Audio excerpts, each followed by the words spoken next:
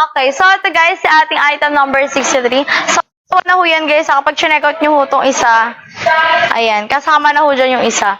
So, this laminated marble lang ho yan na, hindi po siya real marble. Okay, MDF board lang po yan na. Tapos, ayan guys, is metal ho yan. Okay, nakascrew ho yan na. Naka-disassembled ho yan kapag dumating sa inyo. Number 63. Okay, merong white yan guys. Pero kayo, kung ano bet nyo, white or black. Kapag black kasi hindi dumihin. At saka kagandahan dyan, madaling po white or black. Kapag black kasi hindi dumihin. At saka kagandahan dyan, madaling po